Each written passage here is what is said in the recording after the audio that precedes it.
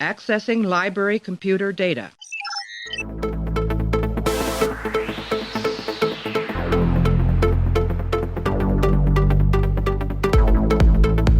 And to make sure that history never forgets the name Enterprise. Hey everybody, welcome to the Pensky Podcast. You haven't tuned in before. This is a podcast where we are running through all 178 episodes of Star Trek The Next Generation, giving our thoughts and feelings about each and every one. Right now we're up to episode 24 of season 4. This one is called The Mind's Eye. It was directed by David Livingston. Teleplay goes to Renee Echevarria, and the story goes to Renee Echevarria and Ken Schaefer. It aired back on May 27th, 1991. In this one, Geordi LaForge sets out for a vacation on Risa, but his shuttle is apprehended by Romulans who hope to use him in a plot to drive a wedge between the Federation and its Klingon allies. Modi Operandus is here to talk about this one, and right after this break, me and Modi are going to go deep on The Mind's Eye. Romulans. They fashioned the perfect Federation rifle, but they had to charge it from their own energy sources. So the discharge crystal and the emission beam pattern both correspond to those you'd find in a Romulan disruptor. The Romulans have no interest in Creosian independence. This planet is too far from their borders. But they do have an interest in driving the Federation and the Empire apart. Our alliance is the only thing that has kept them in check. Romulan replications using stolen Federation technology? It's a typical Romulan ploy. An attempt to sow dissension and mistrust. Commander, you've done very well. I would thank you on behalf of the Empire. I still have my doubts, Picard. I will want my own technicians to confirm your findings. Of course, my staff will give you their full cooperation. You may go. So Modi, generally Code of Honor from the first season is seen as the racist episode of Star Trek The Next Generation. I would argue it's this one. just because, are we supposed to believe that just because a Geordi LaForge lookalike is black, that he will be passed off as the original Geordi LaForge? Well, I took it as that the people on Risa don't know what he looks like, so they're like, "Oh, it's a black guy wearing a visor." Okay, got it. And they don't not going to have too much attention to who it actually is. I understood that as well. Maybe I would think in the future they'd have some sort of like a picture would pop up and he'd be like, this is what Geordi LaForge looks like, and this guy. There's no driver's licenses or anything like that you have to identify with when you get to the hotel or anything like that in this one. I didn't understand why they didn't just shoot it so that LeVar Burton played the lookalike walking out and they just cut it together, Well, okay, so if they did that though, then why don't they just do that as the plan? And send that Geordi back. Exactly. Yeah. I guess that's true, but that's they can't make somebody look like somebody else. They can implant biometric images into their brain so they think that they're like someplace else completely, but they can't make somebody look exactly like somebody else. That's crazy. Wow, that's a real plot buster right there. I think is why wouldn't you just send him back if he looked exactly like him? But wow, that's what would be better if they just replaced it with that black guy that they sent to Risa and sent it back to the Enterprise, and no one noticed. That would be the most racist episode. Yeah, no one noticed on the Enterprise for the entire time. Like, Geordi, what's wrong? What do you mean? I'm Geordi. That guy, I couldn't tell if it was a problem of the high def resolution, which is also because I couldn't tell if if you were watching this in 90s TV resolution, if you wouldn't be able to tell that this guy clearly looks nothing like LeVar Burton. Yeah.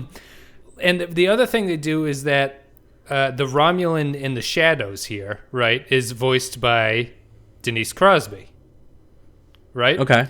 Yeah. So they're that's right. They're foreshadowing a character that they're going to introduce in a couple episodes, but you can see her in the shadow, and it's clearly not what they're planning. You know what I mean? Yeah. I don't know why they lit the character so well. Just put her in total darkness, or just shoot from behind. Yeah. It was a weird decision. Was that dubbed over? It was it dubbed. Actually her there? It was dubbed. Okay. It's not Denise Crosby because her hair isn't even the right color. Yeah. But I just thought it's a couple weird character decisions they made where it's just like they clearly know what they're trying to do in the story. It's just weird that they're not going through the production side of it to sort of hide it. The the black guy being Geordi thing I can kind of get by. I just think it's a weird decision that's what they did. Definitely. Although I think you're right that would be the explanation to why don't they just send this guy to go kill him or do whatever. But anyway, let's get into The Mind's Eye, which I was pleasantly surprised by this episode. I had forgotten about this one. Yeah, when I started watching, I was like, "Oh yeah, that's right. This Manchurian Candidate episode. Yeah, this is a good one." It's the Manchurian Candidate. That's pretty much exactly what it is. It's I watched this one twice. I think this is an episode that, as long as you don't spend a lot of time thinking about it, it's really good. And once you start breaking it apart, it kind of falls apart. But while you're in the moment of watching it, I think it's a pretty solid thriller episode. See, that might be the difference in our scores then at the end here, because I've only seen it once recently and you've seen it twice recently, so you're going to have like a little bit more detail onto that. You're going to think it's not as good. I'm going to be like, oh yeah, it's awesome, because that's what I saw once, and if I did see it again, I probably would have some holes for it, but I still enjoyed it the second time. I'm not going to give this one a bad review or anything. I just think that we'll get into it after a little bit of time. But so basically the basic plot line here is Geordi's captured by Romulans. We learned an important thing about Geordi, which is that Geordi is the kind of guy who gets on like a trans-Pacific flight and doesn't bring like a book or anything that he can read so weird by himself. He's just like annoying people. He's drinking like a pina colada, and he asks for what made me laugh. He wants, I wrote it down. What did he say? He says, "How about something with a Latin beat?" How about some Spanish guitar? Some Spanish guitar. And anyway, he gets kidnapped by the Romulans. They brainwash him. He comes back, and he is bent on assassinating someone that we don't really know who he's supposed to assassinate until the end of the episode. And the other minor plot going on is that there is a dispute on one of the Klingon colonies that's in the rebellion, and the Klingons think that the Federation are aiding the rebels by giving them weapons. And that's the basic breakdown. So what did you think about this Manchurian Candidate, The Mind's Eye? I liked it. I liked the I guess is the Klingon stuff the B plot considered, you think? It's called kind of dovetails together, which is nice kind of thing going on. It does, yeah. Where it all fits. So I liked that. I liked the intrigue there of the sabotage thing kind of made sense to me. As a thing that Romulans would do. So it all rung pretty true, and I did enjoy the idea of I don't know why someone that high up in the Klingon society gets turned to the Romulans. They've never been clear about that, and it's funny because we've had a bunch of episodes now where some high-ranking Klingons are like Romulan sympathizers. Very strange. And I get, the only thing I can think of, I don't know if this is ever said, is that I would imagine in some parts of Klingon culture, Klingons would have more in common with Romulans than humans. Because Romulans are kind of warlike, Like they're certainly more aggressive than humans are. So I could see they have hinted at the fact that some Klingons in society are kind of chafing under the fact that they're now allied with humans and they don't really that's what I was thinking too. Have anything to go with? I'm thinking there's probably some, like, especially it seems to be the older generation too, has like, it's the old Civil War kind of veterans that are like, don't trust the Union kind of thing. And they want to they see the Romulans as the way out because it destabilizes the Federation, and they get their ends of being, secessionist basically from the Federation. So they get to get back to the old ways kind of thing. Yeah. Yeah, exactly. I think that's what the point is. I don't know if that's ever implied, but I think that this is a sort of like quietly strong Klingon and Romulan episode. Like you gain a lot of information about both, like the interaction between the Federation, the Klingons, and the Romulans in this one. Mm-hmm. That they haven't really touched on before. I thought it was interesting. I thought that the two Klingons in this one were like fantastic. Like the actors playing them were both really good. Oh yeah, definitely. And the ambassador guy is like a great actor. I tried to look him up. I don't recognize him from anything else, but I thought he was excellent as the ambassador. And the other guy was more stereotypically Klingon, but he wasn't obnoxiously stereotypically Klingon. if that makes sense. He's a little bit more reserved, which I appreciated. They're no longer just yelling all the time. Yeah. No, he's angry, but he's not like belligerent. Right. And Yeah. he has that great scene with Picard where he curses at Picard and Picard curses so good. back at him. It's like, you swear well, Picard. Like, that's pretty good. It was nicely played. You could tell he actually respected Picard yelling back at him. I always like mystery stories too, where you know what the solution is from the beginning, and you have to watch the characters try to figure it out. Yeah. I did like the arrival from Data. It felt at the time, it felt very like, how do I want to say this? It felt rewarding almost. It felt, it earned basically, is when Data arrived at the conclusion on his own kind of thing. Yes. Yeah. Just researching and doing detective work and like asking the right questions. Finally, it felt earned when he got to the right solution at the end. So that was kind of nice. I do love watching Data solve mysteries for some reason. Like he's the character I most enjoy. I think it's just because of like they write him sort of briskly, and him working with the computer is always like satisfying to watch in a weird way. So what did you think about the? Let's see here. So what did you think about the brainwashing sequence in general?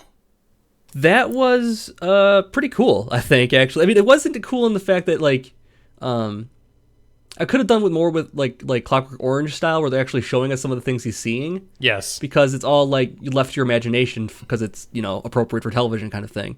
But just give us a hint of what exactly they're showing him, but they leave it up to our imagination, which I guess works for the budget of the show. It works for the ratings and censors and that kind of thing, I suppose. Yes, yeah. But I could have done with just some kind of idea of what was going on there, I suppose. Yeah, it's fairly dark. It gets real dark, yeah, for sure. It gets real dark, and it's also the ending scene where he's with Troy.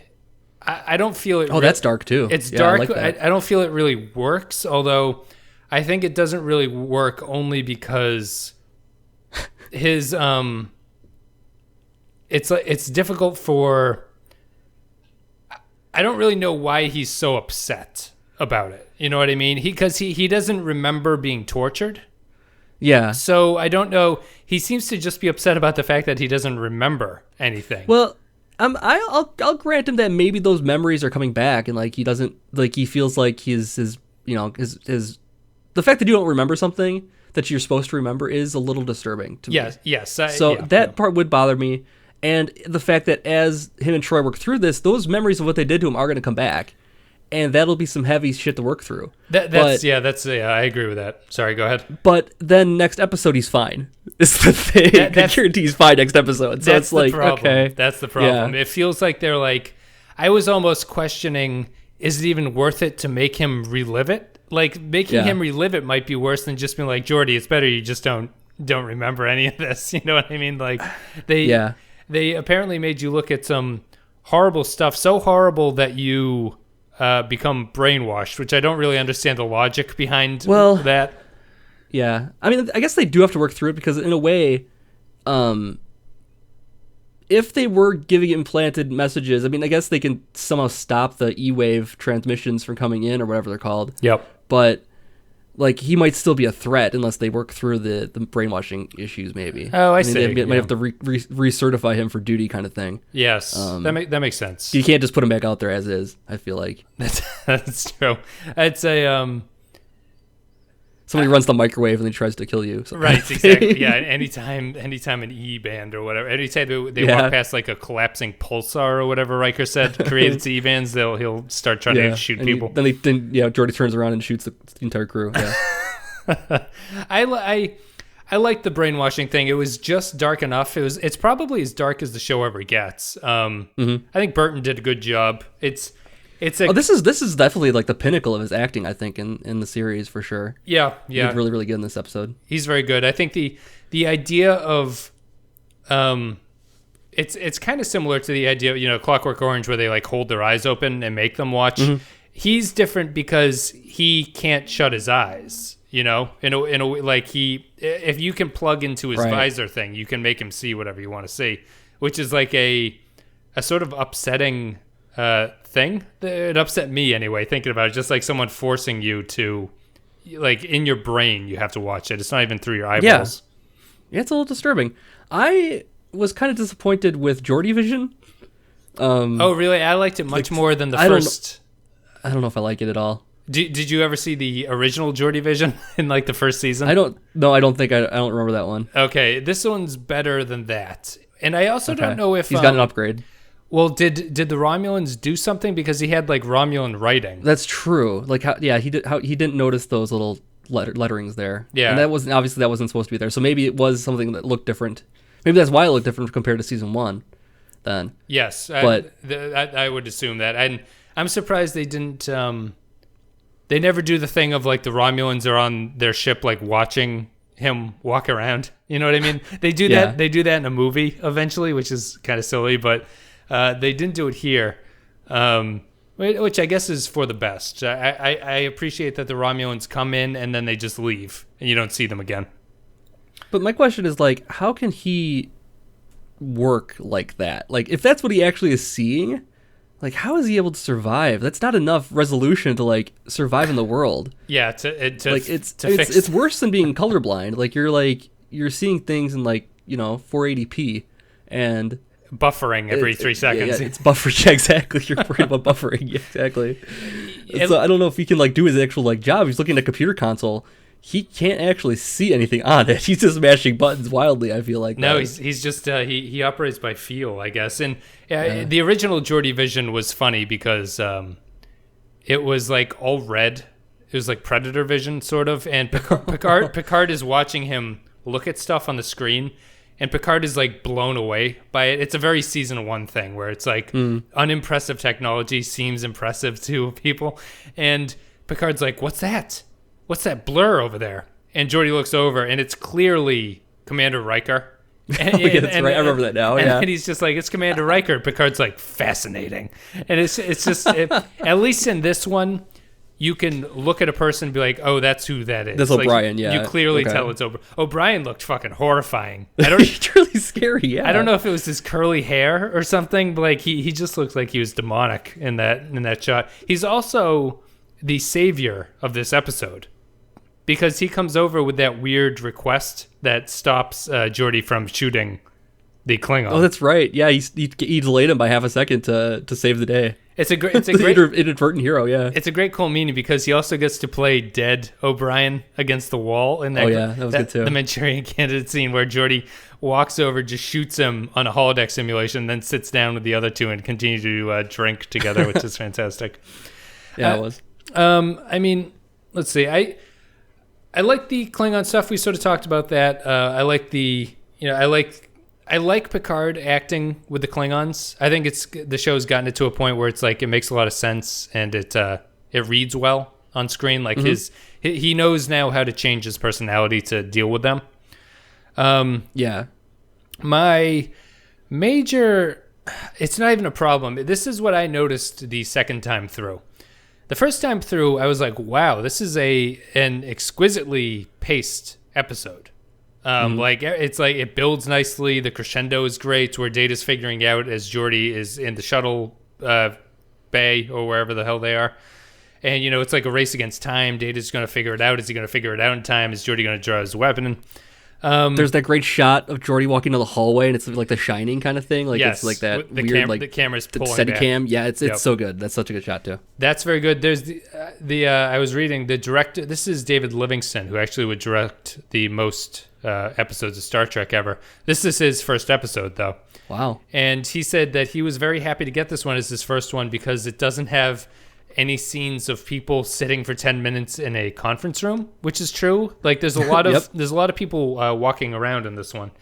And he said that he really appreciated it. Was one of the few scripts that had lines like Geordi walks down the hallway and he could actually shoot it quite well, and that's what you were talking about in that scene. Mm-hmm. There's also a great one where LaForge is overtaken. It's very creepy, and he's standing behind another guy in the turbo lift as the camera cranes down to him. It's a very creepy shot because he's standing there totally. You can tell he's like brainwashed, and he's just standing quietly in the thing, and the camera comes down on him. It's nice. But my major notice, or something that I thought was kind of funny, is that it takes although I like the ratcheting of tension at the end, Data is taking a very long time to put things together by the end of the episode, because I feel he had enough evidence when he goes, so what could receive these E-bands, computer? And the computer goes, well, the only thing on board that could receive these is a visor. And it's like, yeah, and there's your answer. It's My like, God. go arrest Geordi. But at that point, Data goes into the shuttlecraft and he does all the stuff in the shuttlecraft. And it's cool. I really think it's worth it just for the scene where Data is walking and he's talking to Worf and telling him to arrest LaForge. That's an order. I like that scene. Mm-hmm. Yeah, that's good too. He seems kind of annoyed when he's on the ladder climbing down. And then he does. Data's like, that's an order. And he's like, okay, fine, I'll do it. Gotta go begrudgingly. Worf does not do a great job arresting him. He seems more interested in fighting with the Klingons that are standing around for some there. I don't know why he needed to get into that. I was waiting for a classic like Worf goes in to do something like heroic and gets like punched and falls down immediately. And I was waiting for Geordi to be the one that does it. I was like, oh, he's got super strength now too, but it didn't go that way, unfortunately. I need to ask you if you're surprised by this. You know, they shot a fight scene between Picard and Geordi with stunt doubles for this, and they did not use it. Yeah. Huh. I don't think that would have worked whatsoever. I don't know. I like how it was. It just grabs the thing, just puts it up at the ceiling. Yeah. I like that way. That's very simple resolution. Yeah. I like it the way it is. I would have I think I might have just had Worf break free and tackle him or something. It felt a little weird that Picard is the one that and Geordi, you don't need to get right up next to the guy. You can you can shoot from across. It's a laser, buddy. You can shoot him everywhere. Just shoot everybody. I guess he needed to keep some people alive. That's true. He can't kill everybody. It's the whole point. What did you think of the reveal that the target of the assassination is not the Klingon ambassador? Oh, but he's just sitting at his dinner table and having all these like human foods and stuff. I thought it's really, it was cool. I liked how they did that reveal, and then Geordi just walks in. Yeah, that's a really good shot and really good reveal. I didn't remember. I thought it was weird that he was like just sitting there like snacking. I didn't remember it. I thought that scene was LaForge is going to walk in and shoot him, and that would be the thing. But I did not remember that they were really more interested in killing the whatever he is. He's like the governor or something. They call it the other Klingon. Yeah. And I thought it was done really well. It was a great camera pan, a lot of good direction in this one. And definitely. It's a nifty little reveal that because Geordi has spent the entire episode looking at him through the visor, and you keep expecting something to pop up like target locked or something like a Terminator, and it but you realize that he's just awaiting orders actually. Yes. Yeah. He's waiting for the E-band beeps, I guess, from that guy. So my question for you, what was the E-band doing? Was that making him snap into assassin mode? I feel like it was something like that. Like it was the trigger for him to go into his trance state or whatever, maybe Manchurian Candidate style. Like you send the E-bands, you're going to receive orders, and then you're going to be follow those orders until you receive orders, just go about your business as usual kind of thing. Yeah. Because I don't think they were controlling him the entire time. No, I think he was going about his business for the most part, but didn't have any memory of the brainwashing portions of his time. It's a very Manchurian Candidate. I liked him. Go watch that too. It's a good movie. It's a good movie, even the remake. I liked his going about his business, just because I think I gotta give Worf a little bit of a reprimand for his detective work here, where he's like, they're like, who could have fiddled with the transporter? And Geordi's like, well, there's like 4 of us who could have done that, and he's like, me, Data, Chief O'Brien, and some other guy that we've never heard of.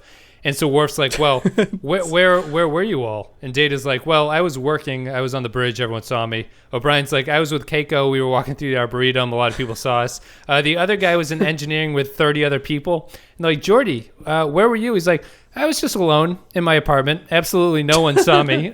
Nothing suspicious. Yeah. No alibi. Yeah. And Worf does not seem to think that that's suspicious whatsoever, which is an interesting biased take on his detective work, I think. Well, he's not the brightest guy.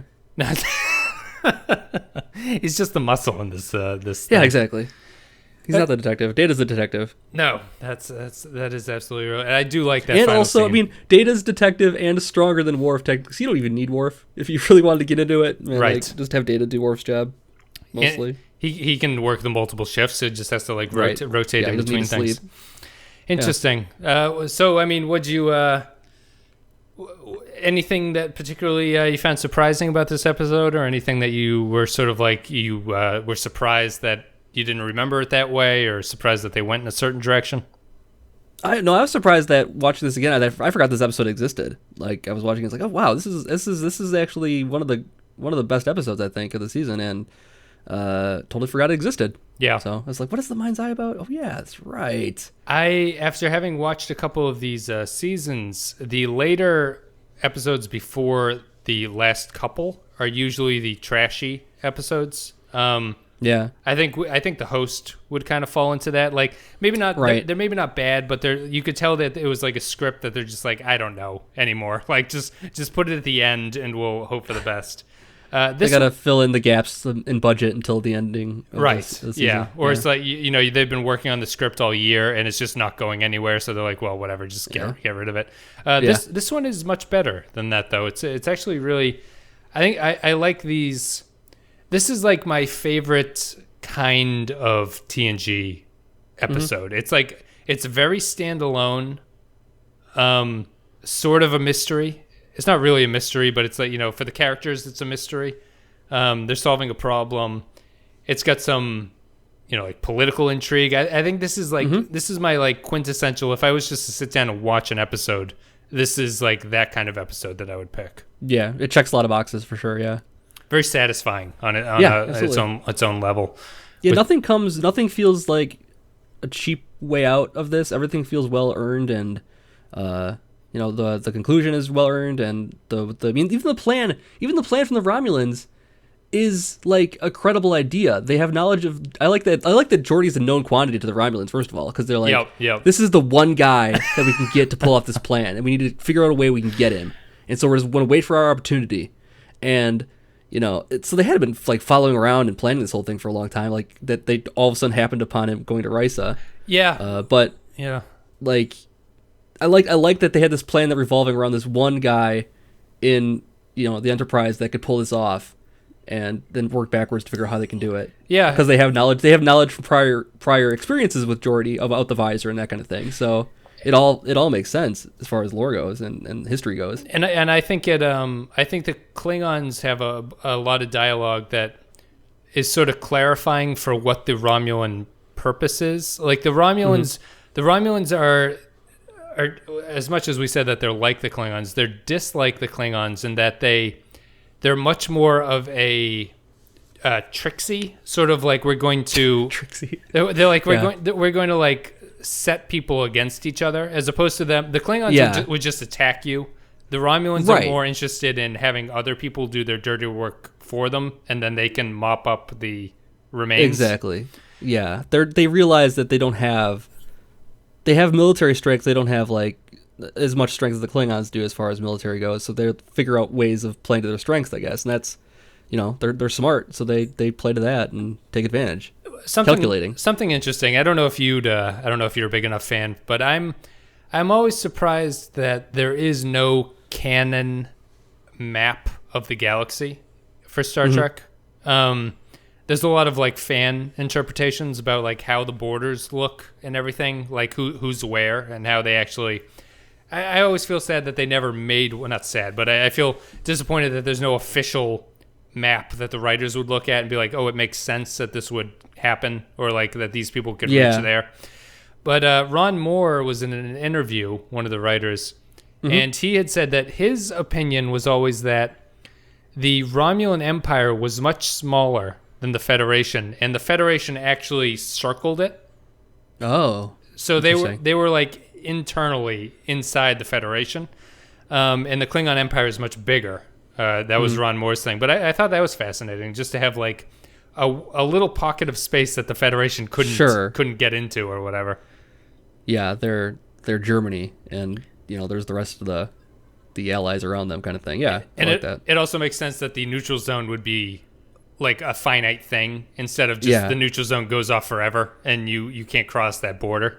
Yeah, that would make sense totally, because it's like, where's the edge of neutral space start? If it's encompassing, then it radiates out from the center of their civilization kind of thing. Yeah, that makes sense. Yeah, I just thought it was fascinating. It would make sense why they act the way they do, because they don't have the actual military force to attack things. They have to kind of do these Machiavellian type situations. And I think the Romulans get a little bit of flack for being a little underdeveloped, and I don't know if that's true or not to that point. Like, what's your, if you had to rank them, would you say that you'd prefer to have the Klingons or the Romulans like kept around?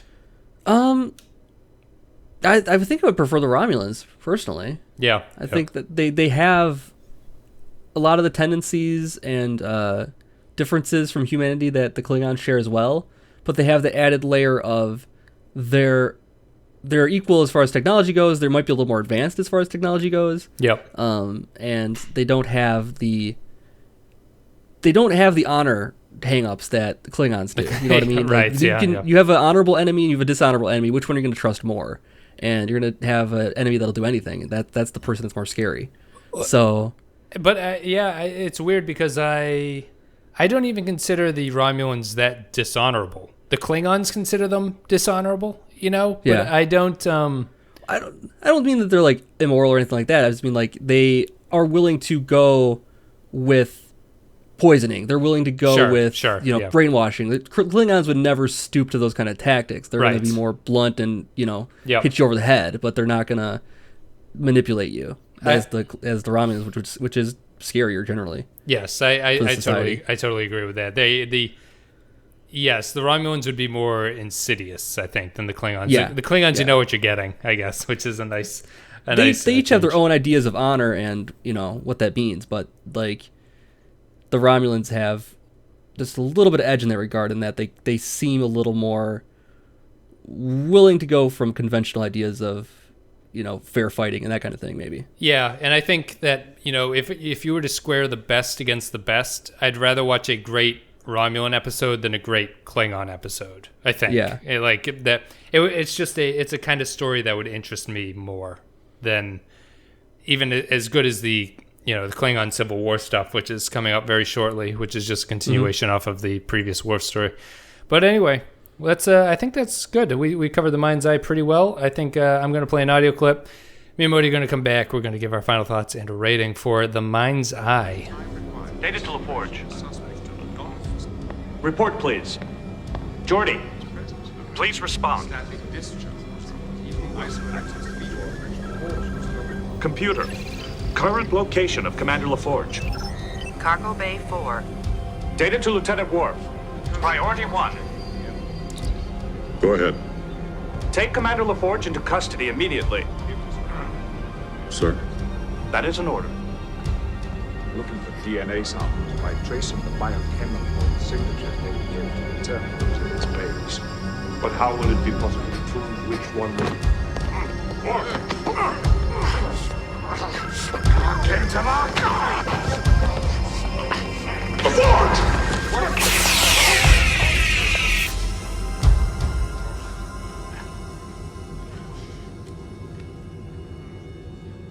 Mr. Wolf, get him out of here. All right, The Mind's Eye, episode, what is this, 24 of season 4. We're getting to the end. Getting to the end. Yeah, season 5 coming. Anyway, so what'd you think of this one on our scale of 1 to 5? What are you going to give this bad boy?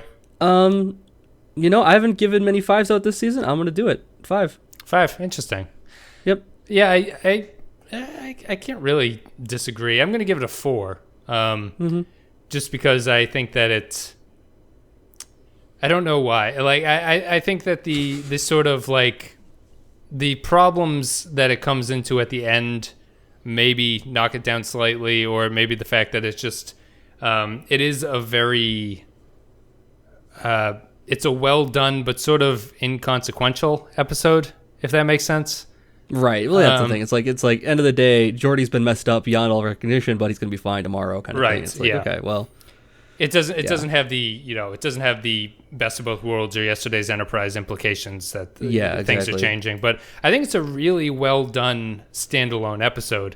And I think you could easily show this to a non-Trek fan, and they'd be like, "Oh, that was like an enjoyable bit of television to watch." Yeah, I'm gonna give it a 4. You'll give it a 5. I think that's fair. I don't have any problems with it. It was surprisingly good. I was happy to get this episode, and just gauging on the strength of season 4, this might be a top 5, which is kind of shocking.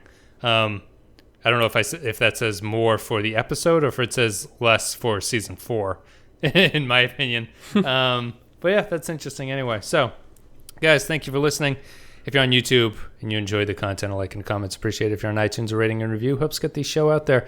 Modi, thanks very much for coming on. No problem. This is probably your last episode of season 4, so we'll see you fresh again in season 5. And season 5 is outstanding, so it should be good from here on out, except for season 7, which we'll get to when we get to. Yep. We need to meet Geordi's mother and stuff. All right, well, guys, thanks very much. I'll be back with, in theory, with Clay in a couple days. That is the Data Gets a Girlfriend episode. So, Modi, what were we saying about romance in the host episode? What were we saying about romance? In the previous episode, the host. Oh, I don't remember what we're talking about now. We were just saying Trek doesn't really do emotional romantic plots. Oh, that's right. Yeah, well. yeah. So you got Data with the girlfriend coming up. You know that's going to be good. It could go one of two ways, right? It could be either terrific or it could be terrible. So join us in a couple days to see what happens. All right, thanks again, guys. See you.